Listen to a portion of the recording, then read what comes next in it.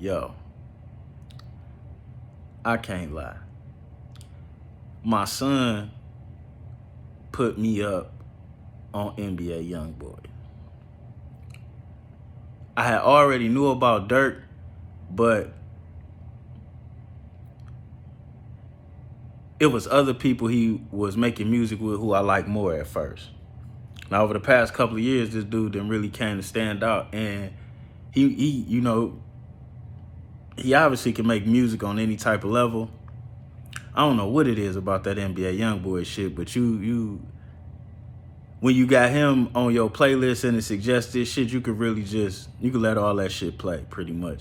And some of that shit they be saying is not even my type of shit, but I ain't gonna lie, them dudes is good. Both of them is good with their music. I sit back and I kick it and I look at it. These two young men generate a whole lot of revenue. Not only do they generate a whole lot of revenue, they generate a whole lot of movement and action. You know what I'm saying? One of them could pack out anywhere he go. The other one could shut the internet down. And then they can both switch off and do what the other one do. Really, actually, because, a lot of people got inflated numbers. These two niggas might be the real actual two biggest. You know what I'm saying? I know there's some other ones that's monsters out there too. Can't forget the babies, all of them. And whomever else, I ain't gonna sit here in front like in my car right now, DOC the formula ain't playing because that's what I pulled up bumping. But, anyways, both of these young men is signed to two different record labels, right? At the best, they signed as artists. At the best, they probably getting about 17% of the revenue generated off of what they sell, on top of being responsible for the cost of who they are. Now, being that they big, they probably got good deals with their shows. You know what I'm saying?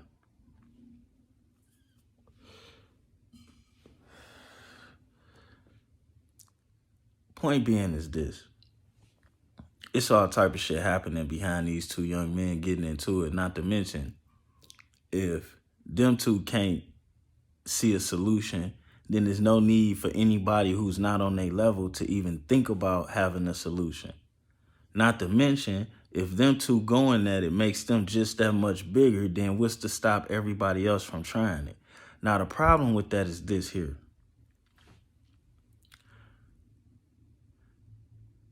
We present that image is being presented like it's only for us to do.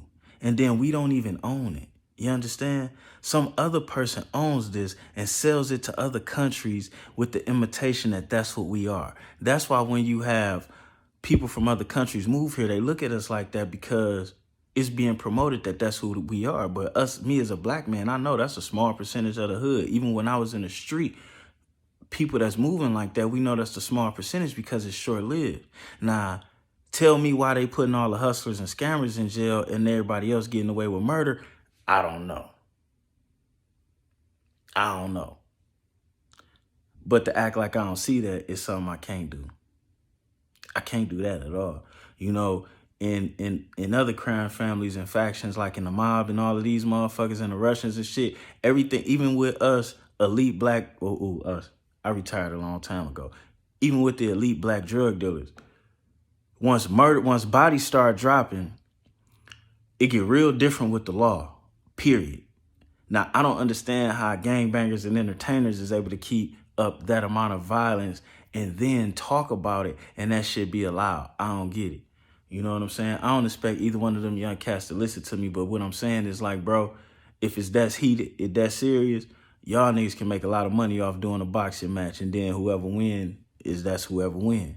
You know what I'm saying? But this shit right here, even though the money you make from the music, like it kind of ain't really worth it. And then you talking about like that song I heard today, that shit was banging, don't get me wrong.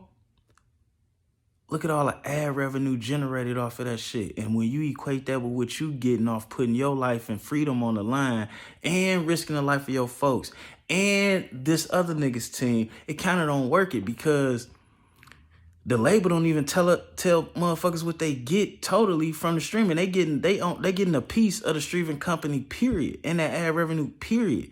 And then they paying themselves out of that piece. You know what I'm saying? It ain't really worth it, fellas. Ain't really worth it. You know what I'm saying? Ain't really worth it. And then quite frankly,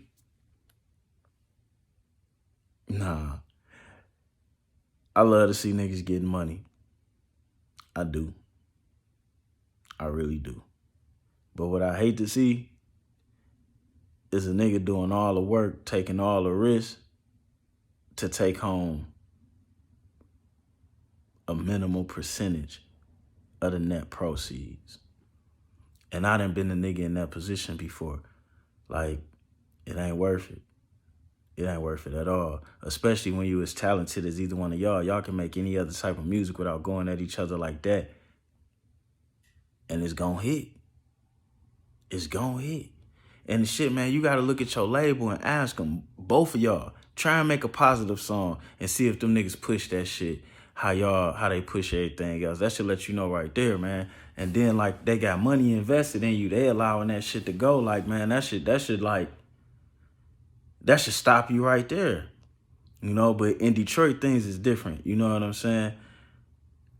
Whatever we do to each other is going to be what we do to each other, but we not about to profit nobody else going at each other. That ain't happening. You know what I'm saying? And 9 times out of 10, when 2 black people going at it or they got an issue, as soon as another one outsider step in, then them 2 black people going to have a powwow. And technically, most of the times, it does end that way. You know what I'm saying? But y'all niggas be smart. But y'all already weren't winning. It ain't worth it, baby. Enjoy that money.